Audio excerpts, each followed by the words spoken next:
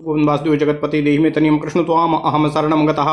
अथ श्रीशो महापुराण वायवीय संहिता पूर्व खंड 1 अध्याय। ओम नमः शिवाय। शिव जी की सर्वेश्वरता, सर्वनियामकता तथा मोक्ष प्रदाता का निरूपण। ओम नमः शिवाय, ओम नमः शिवाय, ओम नमः शिवाय। ओम नमो भगवते वासुदेवाय। ओम देवकी सुत गोविंद वासुदेव जगतपति देहि में तनियम कृष्ण त्वाम अहम शरणम गतः। वायुर्वाचो स्थाने संशयितं विप्रा भगवद्भिर्हेतुचोदितैः जिज्ञासा हि नानास्तिक्यं साधयेत साधु बुद्धिषु। प्रमाणमत्र वक्ष्यामि सतां मोहनिवर्तकम् असतां त्वन्यथा भावः प्रसादेन विना प्रभो। शिवस्य परिपूर्णस्य परानुग्रहमन्तरा न किञ्चिदपि कर्तव्यमिति साधु विनिश्चितम्। स्वभाव एव पर्याप्तः परानुग्रह कर्मणि अन्यथा निस्वभावेन न किमप्यानुगृह्यते। परं सर्वमनुग्राह्यं पशुपशात्मकं जगत् परस्यानुग्रहार्थं तु पत्युराज्ञा समन्वयः। पतिराज्ञापकः सर्वमनुग्रह्णाति सर्वदा तदर्थमर्थ स्वीकारे परतन्त्रे कथं शिवः। अनुग्रह्यानपेक्षेस्ति नाहि कश्चिदनुग्रहः अतः स्वातन्त्र्य शब्दार्थो ननपेक्षत्वलक्षणः। एतत् पुनरनुग्राह्यं परतन्त्रं तदिष्यते अनुग्रहादिरिते तस्य भुक्ति मुक्त्योरनन्वयातो। ओम नमः शिवाय। मूर्तात्मानोऽप्यनुग्राह्या शिवज्ञानानिवर्तनात् अज्ञानाधिष्ठितं सम्भोर्न किञ्चिदिह विद्यते। येनोपलभ्यते स्माभिः सकलेनापि निष्कलः सः मूर्त्यात्मा शिवः सैव मूर्तिरित्युपचर्यते। नाह्यासो निष्कलः साक्षात् शिवः परमकारणं साकारेणानुभावेन केनाप्यानुपलक्षितः। प्रमाणगम्यता मात्रं तत्स्वभावोपपादकं नः तावतात्रोपपेक्षाधीरुपलक्षणमन्तरः। आत्मोपमूलगणं साक्षान्मूर्तिरेव हि काचन शिवस्य मूर्त्यात्मा परस्तस्योपलक्षणम्। यथा काष्ठेष्वनारूढो नावहिनीरुपलभ्यते एवं शिवोऽपि मूर्त्यात्मान्यारूढः इति स्थितिः। यथाग्निमानयेत्युक्ता ज्वलतकण्ठाद्रते स्वयं नाग्निरानीयते तद्वत् पूज्यो मूर्त्यात्मना शिवः। अतएव हि पूजादौ मूर्त्यात्मो परिकल्पनं मूर्त्यात्मनि कृतं साक्षात् शिव एव कृतं। यतः लिङ्गादावपि तत् कृत्यामचार्याम च विशेषतः तत्तन्मूर्त्यात्मभावेन शिवो माभिरुपास्यते। यथानुगृह्यते सोऽपि मूर्त्यात्मा परमेष्ठिना तथा मूर्त्यात्मनिष्ठेन शिवेन पशवो वयं। लोकानुग्रहणायैव शिवेन परमेष्ठिना सदा शिवादया सर्वे मूर्त्यात्मानोऽप्यधिष्ठितः। आत्मनामेव भोगाय मोक्षाय च विशेषतः तत्त्वस्वरूपेषु मूर्त्यात्मसु शिवान्वयः। भोगः कर्म विपाकात्मा सुख दुखात्मको मतः न चाशिवेस्तीति तस्य भोगः किमात्मकः।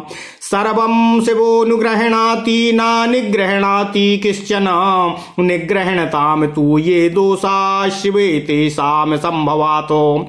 ये पुनर्निग्रहा केचिद् ब्रह्मादिषु निदर्शिताः तेऽपि लोकहितायैव कृता श्रीकण्ठमूर्तिना।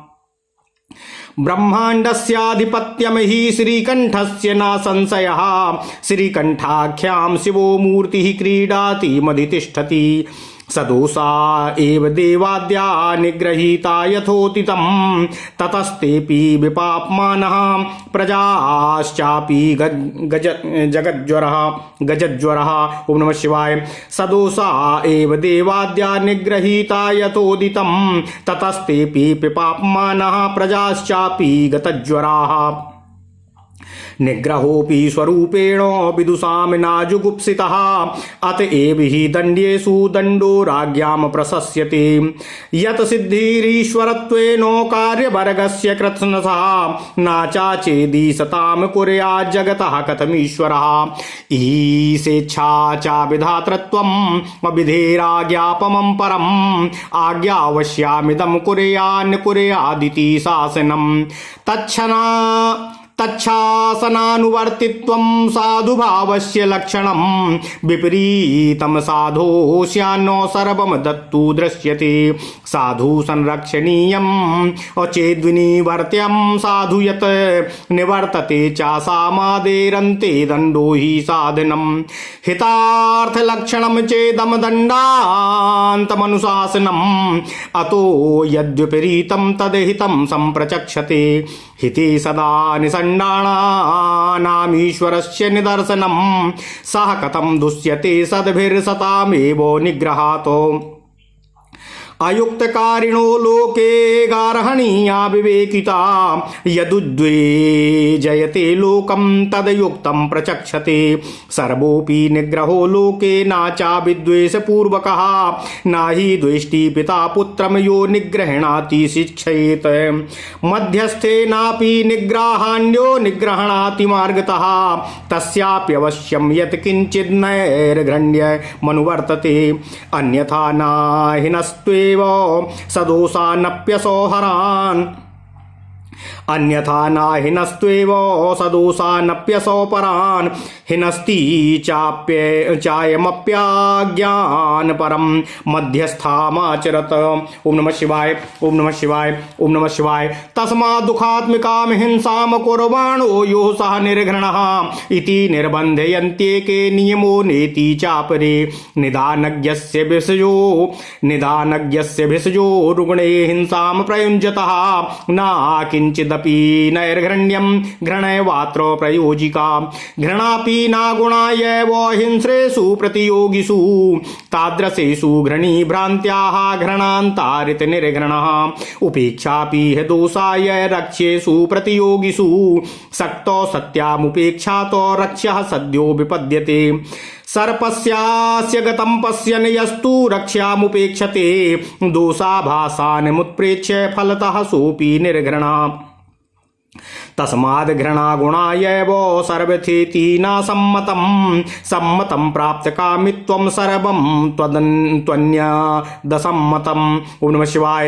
मूर्त्वत्वास्वपि रागाद्या दोषा सन्त्येव वस्तुतः तथापि तेषामेवैते न शिवस्य तु सर्वथा अग्नावपि समाविष्टं ताम्रं खलु साकालिकम् इति नाग्निरसो दुष्येताम्र संसर्ग कारणातो नाग्ने शुचि संसर्गादशुचित्वामपेक्षते अशुचेत् स्वाग्निसंयोगाच्छुचित्वामपि जायते एवं अशोध्यात् सन्मार्गा एवं शोध्यात्म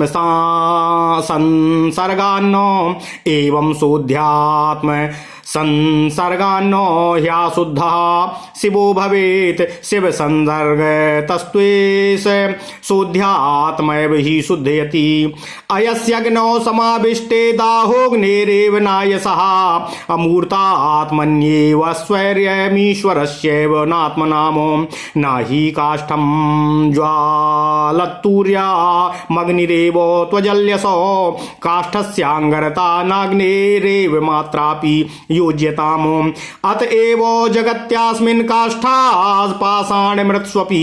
ओम नमः शिवाय। शिवावेशो बसादेवो दिवत्वामुपचर्यते मैत्र्यादयो गुणा गौणस्तास्मात्ते भिन्नवृत्तयः तैर्गुणैरूपे रक्तानां दोषाय च गुणाय च यत्तु गौणं च तत्सर्वमनुग्रहिणतः न गुणाय न दोषाय शिवस्य गुणवृत्तयः न चानुग्रहशब्दार्थं गौणमाहुर्विपक्षिता संसारमोचनं किं तु सैवमाज्ञामयं हितं तदाज्ञाकरणं यद्धितं तदनुग्रह सर्वं हितेन युज्यानः सर्वानुग्रहकारकः यस्तुपकार शब्दार्थास्तस्माप्याहुरनुग्रहं तस्यापि हितरूपत्वात् शिवः सर्वोपकारकः हिते सदा नियुक्तं तु सर्वं चिदात्मकं स्वभावो प्रतिबंधं तत्समं न लभते हितम्। ओम नमः शिवाय, ओम नमः शिवाय, ओम नमः शिवाय, ओम नमो भगवते वासुदेवाय। ओम देवकी सुत गोविंद वासुदेव जगतपते देहि तनियम कृष्ण त्वाम अहम शरणं गतः यथा विवेक सत्येव रविः पद्मानि भानुभिः समं नाविकसन्त्येव स्वभावानुरोधतः स्वभावोऽपि हि भावानां भाविनोऽर्थस्य कारणं नाहि स्वभावो नास्त्यन्तमर्थं कर्तृषु साधयेतो सुवर्णमेव नाङ्गारं द्रव्य त्याग्निसंगमः एवं पक्वमलानेव मोचयेन्नो शिवः परानो यद्यथा भवितुं योग्यं तत्यथा न भवेत् स्वयं बिना भावनया कर्ता स्वातंत्र्य संततो भवेत् स्वभाव विमिलो यत्सर्वानुग्रहाकः शिवः स्वभाव मलिनास्तद्वादात्मानो जीव संगितः अन्यथा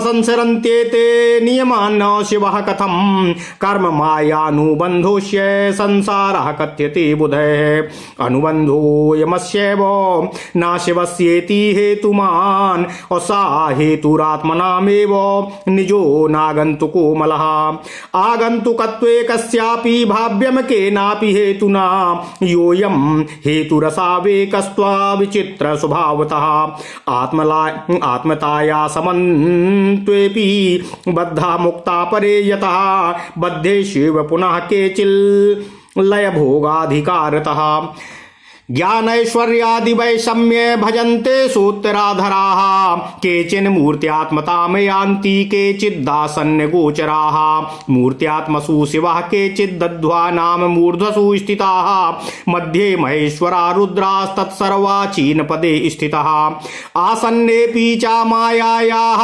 परस्मात् साकारणात्रयम् आसन्नेऽपि च मायायाः परस्मात् कारणात्रयम् तत्राप्यात्मा स्थितो धस्तादन्तरात्मा च मध्यतः परस्तात् परमात्मेति ब्रह्म विष्णु महेश्वरः वर्तन्ते बसवः केचित् परमात्मा पदाश्रयाः अंतरात्मोपदे केचिदात्मपदे पदा तथा अंतरात्मोपदे केचिदात्मपदे तथा शान्त्यतीतपदे श्रयवाः शान्त्यतीतपदे शैवाः शान्ते माहेश्वरे ततः विद्यायां तु यथा रौद्रा प्रतिष्ठायां तु वैष्णवा निवृत्तो च तथात्मानो ब्रह्मा ब्रह्माङ्गयोनयः देवयोन्यष्टकं मुख्यं मानुष्यमथ मध्यमं पक्ष्यादयो धमः पञ्च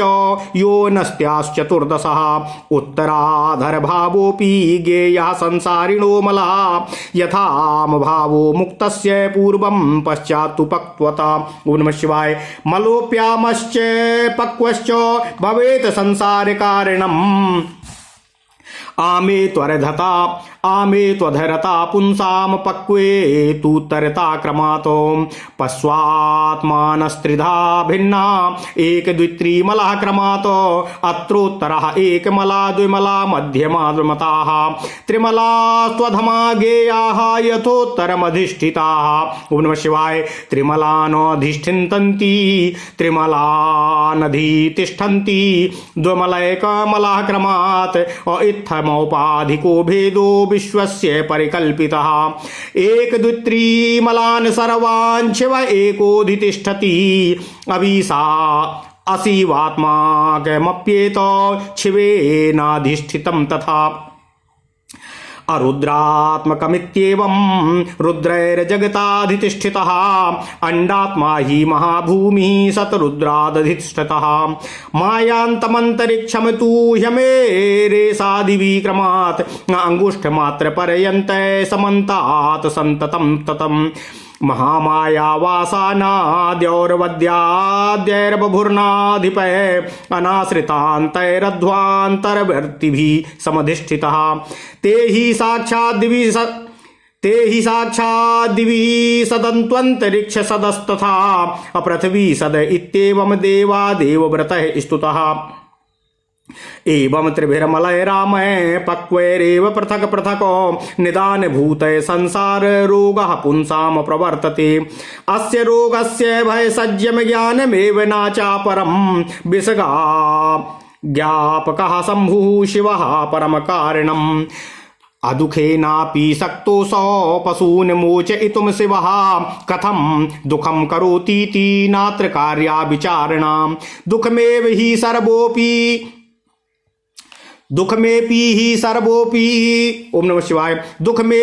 सर्वोपि संसार इति निश्चितं कथं दुःखं स्वभावद्भावो अहविपर्ययः नाहि रोगी ह्यारोगी स्याद् भीष्माग् सैक्य कारणात् सौगार्तं तु भिषग्रोगाद् भयसजय सुखमुद्धरितो एवं स्वभावमलिनान् स्वभावात् दुःखिना पशून् स्वागौषध विधानेन दुःखान् मोच्यते शिवः नाभिषक कारणं रोगे शिवा संसार कारणम् इत्येतदपि वैषम्यं न दोषायास्य कल्प्यते दुःखे स्वभाव संसिद्धे कथं तत्कारणं शिवः स्वाभाविको मलः पुंसा सा हि संसारयत्यमून संसार कारणम यत्तु मलं मायाद्य चेतनं तत्स्वयं न प्रवर्तेतो शिव सान्निध्यमन्तरा यथा मणिरयस्कान्तः सन्निध्यादुपकारकः अयश्चलतस्तद्विच्छोपप्यस्येति सूर्यः अयसश्चले तस्तद्वच्छिवोऽप्यस्येति सूर्यः नः निवर्तयितुं शाक्यं सन्निध्यं सद्कारणम् अधिष्ठाता ततो नित्यमाज्ञातो जगतः शिवः न शिवेन विना किञ्चित् प्रत्तामिह विद्यते तत्प्रेरिमिदं सर्वं तथापि न सा मुह्यति। ओम नमः शिवाय, ओम नमः शिवाय, ओम नमः शिवाय।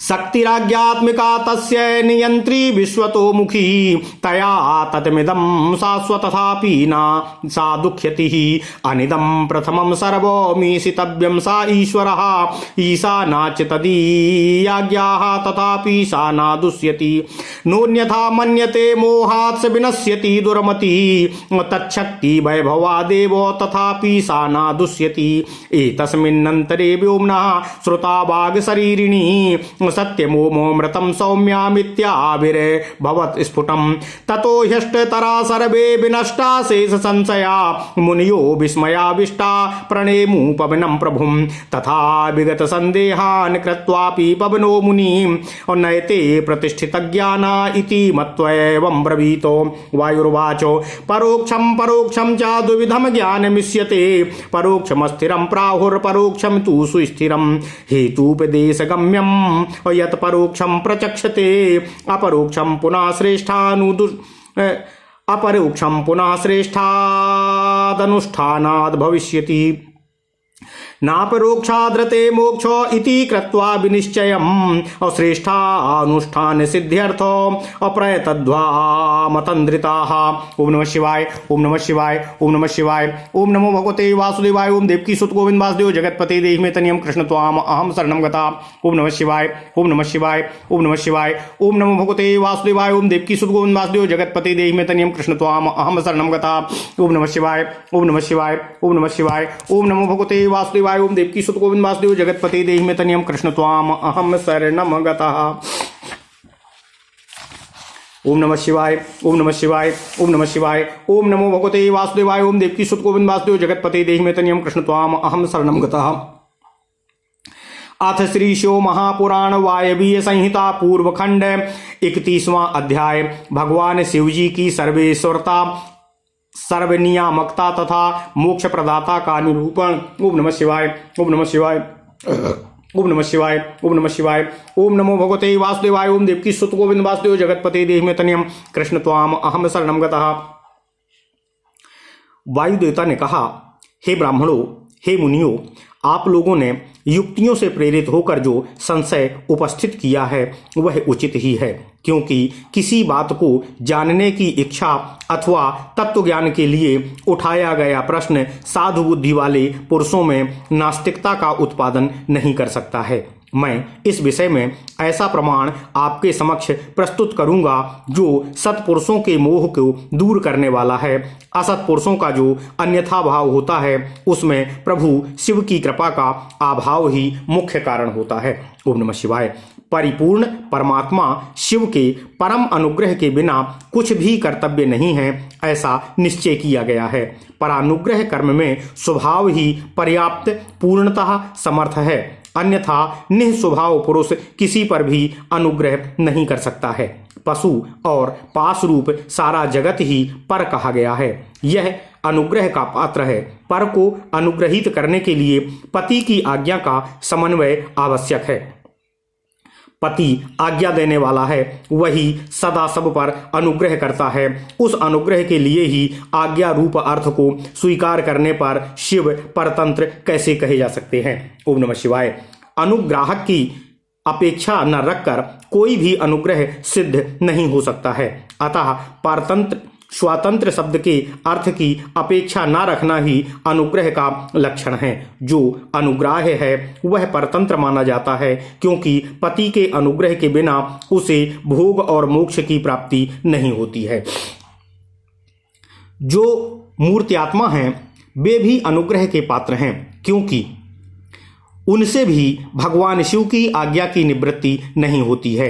वे भी शिव की आज्ञा से बाहर नहीं हैं। यहाँ कोई भी ऐसी वस्तु नहीं है जो भगवान शिव की आज्ञा के अधीन ना हो। सकल सगुण या साकार होने पर भी जिसके द्वारा हमें निष्कल निर्गुण या निराकार शिव की प्राप्ति होती है, उस मूर्ति या लिंग के रूप में साक्षात शिव ही विराजमान रहे हैं, वह शिव की मूर्ति है, ऐसा यह बात को उपचार से कही जाती है। ओम नमः शिवाय। जो साक्षात निष्कल तथा परम कारण रूप शिव हैं, वे किसी के द्वारा भी साकार अनुभाव से उपलक्षित नहीं होते हैं, ऐसी बात नहीं है। यहाँ प्रमाणगम्य होना उनके स्वभाव का उपपादक नहीं है।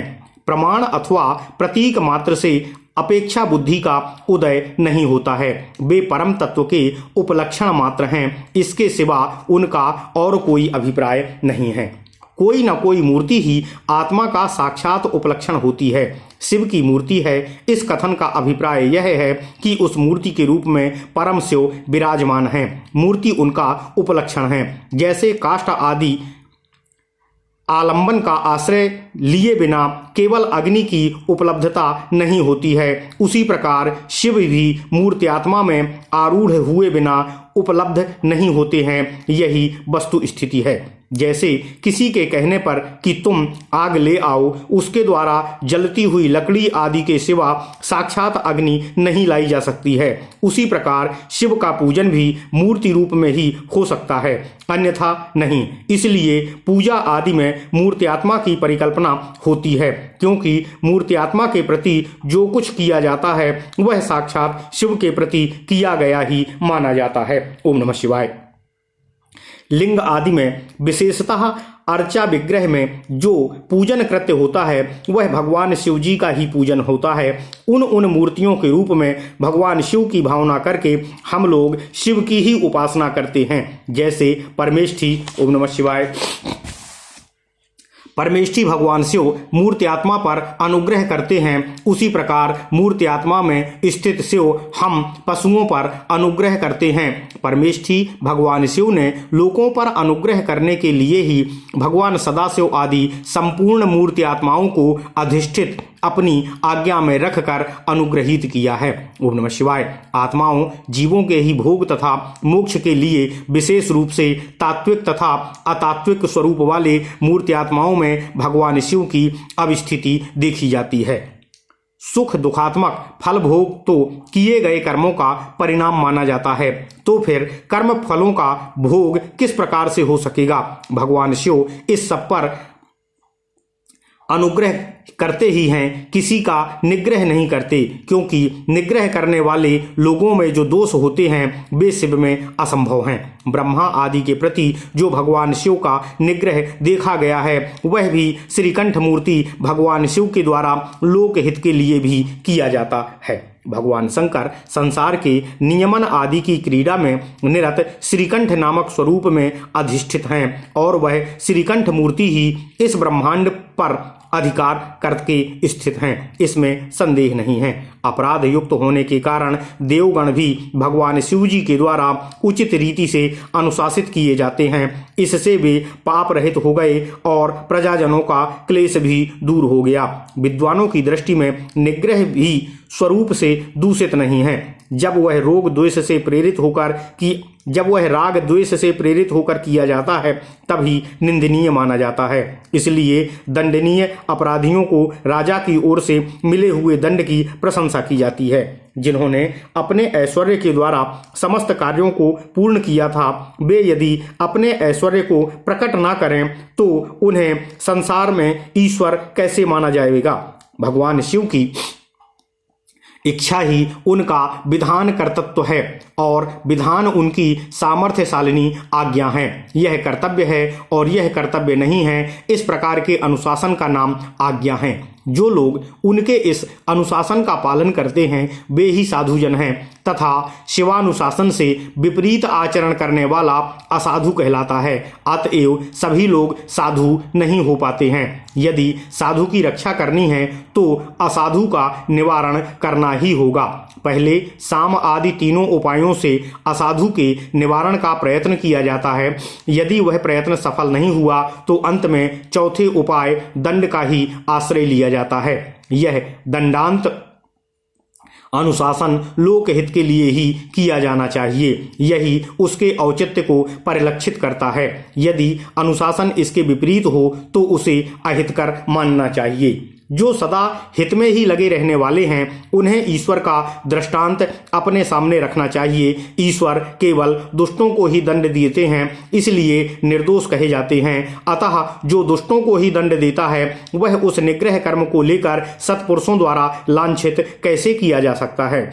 अयुक्त अर्थात अनुचित कर्म करने वाले लोग विवेकी पुरुष के द्वारा गारहित माने जाते हैं और जो कर्म लोगों को उद्विग्न करता है वह कर्म अयुक्त कहलाता है।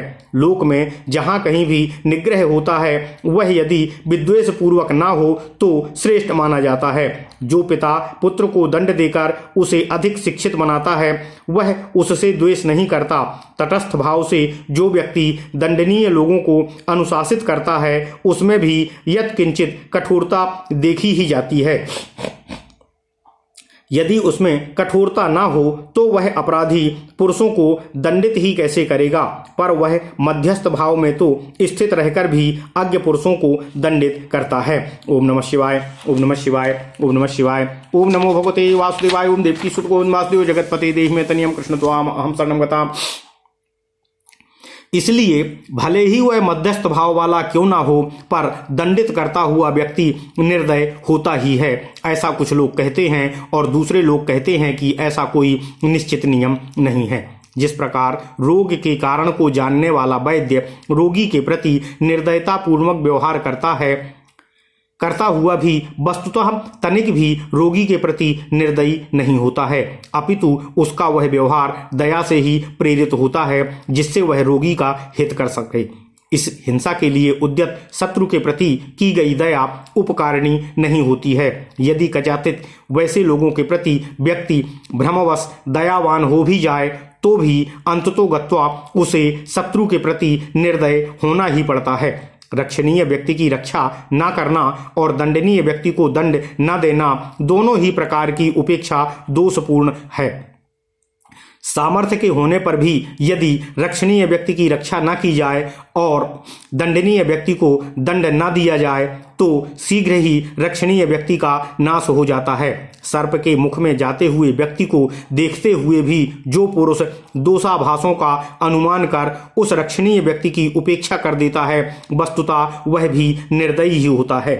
इसलिए दया प्रत्येक समय कल्याणकारिणी नहीं होती है, ऐसा मानना उचित है। अतएव आवश्यकता के अनुरूप व्यवहार ही उचित है तथा उसके अतिरिक्त व्यवहार अनुचित कहा गया है। मूर्त्यात्माओं में भी राग आदि द्वेष होते ही हैं, पर वे दोष वस्तुतः उनके ही समझने चाहिए। सर्वव्यापक होने पर भी भगवान शिव में दोषों की स्थिति सर्वथा उचित नहीं है। मल से युक्त ताम्र का अग्नि में प्रक्षेप होने पर भी वह अग्नि समल ताम्र के संसर्ग से मलिन ही होती है। अपवित्र वस्तुओं का संसर्ग होने पर भी अग्नि में अपवित्रता नहीं देखी जाती, किंतु अग्नि के संसर्ग से अपवित्र वस्तु पवित्र हो जाती है। इस प्रकार शुद्ध करने योग्य मलावृत जीव से के संसर्ग से शिव जी अशुद्ध नहीं होते, अपितु उनके संसर्ग से अशुद्ध जीव शुद्ध हो जाता है। जैसे अग्नि में गिरे हुए लोहे में जो दाहकता है वह लोहे की नहीं अपितु अग्नि की ही होती है, उसी प्रकार मूर्त्यात्मा में स्थित जो ऐश्वर्य है वह वस्तुतः शिव का ही है, आत्माओं या मूर्त्यात्माओं का नहीं है। काष्ठ कभी ऊपर की ओर नहीं जलता, अपितु अग्नि की शिखा ही ऊपर की ओर जलती है। इसी प्रकार काष्ठ ही अंगार के रूप में देखा जाता है, ना कि अग्नि। ऐसा ही इस विषय में भी समझ लेना चाहिए। इसलिए इस संसार में भी काष्ठ, पाषाण, मृत्तिका आदि में शिव की व्याप्ति होने के कारण उनका शिव रूप से व्यवहार किया जाता है। मैत्री आदि गुण निवृत्ति रूप होने के कारण गौड़ कहे गए हैं। उन्हीं गुणों से उपरत होने के कारण जीवों के कर्म दोषयुक्त तथा गुणयुक्त हो जाते हैं। ओम नमः शिवाय। ये गुणात्मक वृत्तियां चाहे प्रधान हों या अप्रधान हों, पर इससे अनुग्रह करता भगवान शिव में ना दोष की स्थिति होती है और ना गुण की ही स्थिति होती है। अनुग्रह शब्द के तात्पर्य को विद्वानों ने लाक्षणिक नहीं कहा है। उनके मत में यह अर्थ संसार बंधन से छुड़ाने वाला तथा कल्याणकारी शिवादेश है। भगवान शिव की आज्ञा का पालन ही हित है और जो हित है वही उनका अनुग्रह है। अतएव सबको हित में नियुक्त करने वाले भगवान शिव सब पर अनुग्रह करने वाले ही कहे गए हैं। जो उपकार शब्द का अर्थ है उसे भी अनुग्रह ही कहा गया है, क्योंकि उपकार भी हित रूप ही होता है। अतः सबका उपकार करने वाले भगवान शिव सर्वानुग्राहक हैं। शिव के द्वारा जड़ चेतन सभी सदा हित में ही नियुक्त होते हैं, परंतु सबको जो एक साथ और एक समान हित की उपलब्धि नहीं होती है उसमें उनका स्वभाव ही प्रतिबंधात्मक होता है। ओम नमः शिवाय। ओम नमः शिवाय। जैसे सूर्य अपनी किरणों द्वारा सभी कमलों को विकास के लिए समान रूप से प्रेरित करते हैं, परंतु वे अपने अपने स्वभाव के अनुसार एक साथ और एक समान विकसित नहीं होते हैं। स्वभाव भी पदार्थों के भावी अर्थ का कारण होता है, किंतु वह नष्ट होते हुए अर्थ को कर्ताओं के लिए सिद्ध नहीं करता। जैसे अग्नि का संयोग सुवर्ण को ही पिघलाता है, कोयले या अंगार को नहीं, उसी प्रकार भगवान शिव परिपक्व मल वाले पशुओं को ही बंधन मुक्त करते हैं, दूसरों को नहीं। जो वस्तु जैसी होनी चाहिए वैसी वह स्वयं नहीं बनती है, वैसी बनने के लिए कर्ता के भावना का सहयोग होना आवश्यक होता है। कर्ता की भावना के बिना ऐसा होना संभव नहीं है, अतः कर्ता सदा स्वतंत्र होता है। ओम नमः शिवाय। सब पर अनुग्रह करने वाले भगवान शिव जिस तरह स्वभाव से ही निर्मल हैं, उसी तरह जीव संज्ञा का धारण करने वाली आत्माएं स्वभावतः मलिन होती हैं। यदि ऐसी बात ना होती तो वे जीव क्यों नियम पूर्वक संसार में भटकते और शिव क्यों संसार बंधन से परे रहते। विद्वान पुरुष कर्म और माया के बंधन को ही जीव का संसार कहते हैं। यह बंधन जीव को ही प्राप्त होता है, शिव को नहीं। इसमें कारण है जीव का स्वाभाविक मल।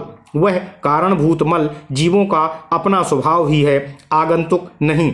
यदि आगंतुक होता तो किसी को भी किसी भी कारण से बंधन प्राप्त हो जाता। जो यह हेतु है वह एक है, क्योंकि सब जीवों का स्वभाव एक सा है। यद्यपि सब में एक सा आत्मभाव है तो भी मल के परिपाक और अपरिपाक के कारण कुछ जीव बद्ध हैं और कुछ बंधन से मुक्त हैं। बद्ध जीवों में भी कुछ लोग लय और भोग के अधिकार के अनुसार उत्कृष्ट और निकृष्ट होकर ज्ञान और ऐश्वर्य आदि की विषमता को प्राप्त होते हैं। अर्थात कुछ लोग अधिक ज्ञान और ऐश्वर्य से युक्त होते हैं तथा कुछ लोग कम। कोई मूर्त्यात्मा होते हैं और कोई साक्षात शिव के समीप विचरने वाले होते हैं। मूर्त्यात्माओं में भी कोई तो शिव स्वरूप हो, छहों अवध्याओं को के ऊपर स्थित होते हैं, कोई अवध्याओं के मध्य मार्ग में महेश्वर होकर स्थित रहते हैं, तो कोई अवध्याओं के निम्न भाग में रुद्र रूप से स्थित होते हैं। भगवान शिव के समीपवर्ती स्वरूप में ही माया से परे होने के कारण उत्कृष्ट, मध्यम और निकृष्ट के भेद से 3 श्रेणियां होती हैं। वहाँ निम्न स्थान की आत्मा की स्थिति है, मध्य स्थान में अंतरात्मा की स्थिति है और सबसे उत्कृष्ट श्रेणी का स्थान है उसमें परमात्मा की स्थिति है। ये ही क्रमशः ब्रह्मा, विष्णु और महेश्वर कहलाते हैं। कोई पशु या जीव परमात्मा पद का आश्रय होने वाले होते हैं, तो कोई अंतरात्म पद पर और आत्म पद पर प्रतिष्ठित होते हैं। शैव शांत्यातीत पद का तथा महेश्वरगण शांति पद का सेवन करते हैं। विद्या पद में रौद्रगण एवं प्रतिष्ठा पद में वैष्णव स्थिति लाभ करते हैं। निवृत्ति पद में ब्रह्मा जी तथा उनके शरीर से उत्पन्न दिव्यात्माएं निवास करती हैं। अष्टविध देव योनियां प्रधान मानी गई हैं। मनुष्य योनि मध्यम है और पंचविध पशु योनियां अधम कही गई हैं। इस प्रकार ये 14 योनियां कही गई हैं। ओम नमः शिवाय। संसार जीव का उत्कृष्ट तथा अपकृष्ट भाव ही वस्तुतः उसका स्वाभाविक मल कहा गया है। जिस प्रकार खाई गई भोज्य वस्तु की पूर्वावस्था को आम कहते हैं और खाने के उपरांत उसी वस्तु की पक्व संज्ञा हो जाती है, उसी प्रकार मल भी पक्व और आम के भेद से 2 प्रकार का होता है। यह द्विविध मल ही जन्म मरण आदि रूप संसार का कारण होता है। ओम नमः शिवाय, ओम नमः शिवाय, ओम नमः शिवाय। अपक्वमल जीवगणों की अधोगति का कारण होता है और पक्वमल उनकी क्रमशः ऊर्ध्वगति का कारण बनता है। ये पशु जीवात्मा 1, 2 अथवा 3 मलों से युक्त होते हैं। 1 मल से युक्त जीव यहाँ श्रेष्ठ कहा गया है, 2 मलों वाला मध्यम तथा 3 मन वाला जीव अधम कहा गया है। ये मलाव्रत जीव उत्तरोत्तर अधिष्ठित हैं। 3 मल वालों पर 2 मल वाले और 2 मल वालों पर 1 मल वाले अधिष्ठित होते हैं। इस प्रकार मल रूप उपाधि के कारण संसारी जीवों का भेद परिकल्पित किया गया है। ओम नमः शिवाय। 1, 2 तथा 3 मल वाले सभी जीवों पर एकमात्र भगवान शिव का आधिपत्य है। यह जगत जिस प्रकार अशिवात्मक अर्थात अभद्र होकर भी शिव से अधिष्ठित है, उसी प्रकार अरुद्रात्मक होकर भी रुद्रों द्वारा अधिष्ठित होता है। समस्त ब्रह्मांडात्मिका यह महाभूमि सतरुद्र आदि के द्वारा अधिष्ठित है तथा उनसे अधिष्ठित यह महाभूमि माया से अवेष्टित और अंतरिक्ष में निरंतर आवृत्त तथा अंगुष्ठ मात्र परिमाण वाले अमरेशादि देवगणों से अधिष्ठित है। महामाया पर्यंत यह द्युलोक वाम आदि भुवन पतियों के द्वारा अधिष्ठित है तथा साक्षात संबंध न होने पर भी पूर्वोक्त षडध्वा के अंतर्वर्ती देवगणों से भी अधिष्ठित है। वाम आदि विविशद, अमरेशादि अंतरिक्षसद तथा सतरुद्रादि पृथ्वीसद इन देवगणों का देवोपासक मुनिगण सर्वदा स्तवन करते रहते हैं। संसार रोग के कारणभूत अल्प पक्व, पक्व तथा अपक्व इन तीनों मलों के द्वारा मनुष्य जन्म मरण रूप आदि संसार रोग से ग्रस्त होते हैं। इस संसार की औषधि ज्ञान के अतिरिक्त अन्य कुछ भी नहीं है। कल्याण स्वरूप परम कारण भगवान शिव ही आज्ञा रूप औषधि प्रदान करने वाले परम वैद्य हैं। ओम नमः शिवाय। भगवान शिव तो अनायास ही समस्त पशुओं को बंधन से मुक्त करने में समर्थ हैं, फिर भी उन्हें बंधन में डाली रखकर क्यों दुख देते हैं? यहाँ ऐसा विचार या संदेह नहीं करना चाहिए, क्योंकि सारा संसार दुख रूप ही है, ऐसा विचारवानों का निश्चित सिद्धांत है।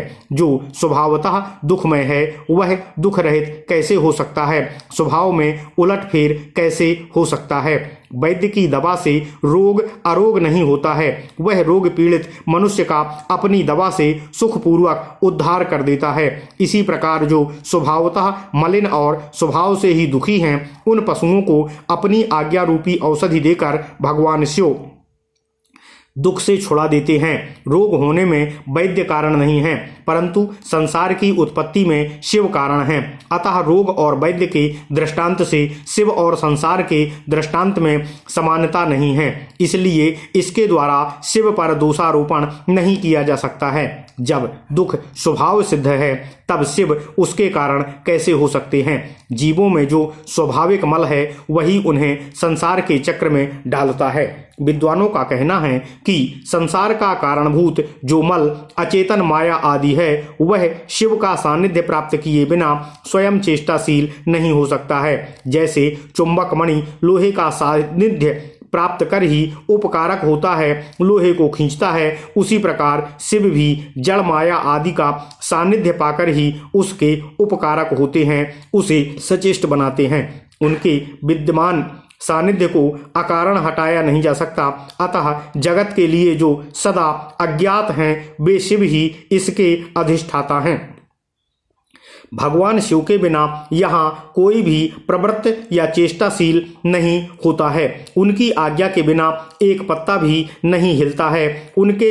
उनसे प्रेरित होकर ही यह सारा जगत विभिन्न प्रकार की चेष्टाएं करता है, तथापि वे शिव कभी मोहित नहीं होते हैं। ओम नमः शिवाय।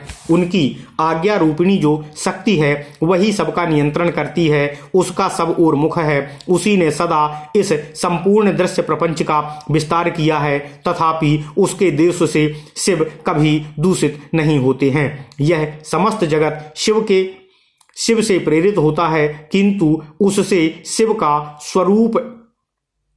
स्वस्वरूप विकृत नहीं होता है। प्रेरणा अथवा शासन का कार्य शिव की आज्ञा के द्वारा ही संपन्न होता है। जो दुर्बुद्धि मानव मोहवश इसके विपरीत मान्यता रखता है, वह नष्ट हो जाता है। भगवान शिव की शक्ति के वैभव से ही संसार चलता है, तथापि इससे शिव दूषित नहीं होते हैं। इसी समय आकाश से शरीर रहित वाणी सुनाई दी, सत्यम, ओम, अमृतम, सौम्यम। इन पदों का स्पष्ट उच्चारण हुआ। इन पदों का सम्मिलित अर्थ इस प्रकार है, हाँ वह सत्य है, अमृतमय है, वह सौम्य है। ओम नमः शिवाय। इन पदों का वहाँ स्पष्ट उच्चारण हुआ। उसे सुनकर सब लोग बहुत प्रसन्न हुए। उनके समस्त संशयों का निवारण हो गया तथा उन मुनियों ने विस्मित हो प्रभु पवन देव को प्रणाम किया। इस प्रकार उन मुनियों को संदेह रहित करके भी वायुदेव ने यह नहीं माना कि उन्हें पूर्ण ज्ञान हो गया है। इनका ज्ञान अभी प्रतिष्ठित नहीं हुआ है, ऐसा समझकर ही वे इस प्रकार बोले। वायु देवता ने पुनः मुनियों से कहा, हे मुनियों, परोक्ष और अपरोक्ष के भेद से ज्ञान दो प्रकार का माना गया है। परोक्ष ज्ञान को स्थिर कहा जाता है और अपरोक्ष ज्ञान को सुस्थिर कहा जाता है। युक्ति पूर्वक उपदेश से जो ज्ञान होता है, उसे विद्वान परोक्ष कहते हैं। वहीं श्रेष्ठ अनुष्ठान से अपरोक्ष हो जाएगा। अपरोक्ष ज्ञान के बिना मोक्ष नहीं होता है, ऐसा निश्चय करके तुम लोग आलस्य रहित होकर श्रेष्ठ अनुष्ठान की सिद्धि के लिए प्रयत्न कर परोक्ष ज्ञान प्राप्त करने का प्रयत्न करो। ओम नमः शिवाय। ओम नमः शिवाय। ओम नमः शिवाय। ओम नमो भगवते वासुदेवाय। ओम देवकी सुत गोविंद वासुदेव जगतपते देहि में तनियम कृष्ण त्वाम अहम शरणम गता। ओम नमः शिवाय। ओम नमः शिवाय।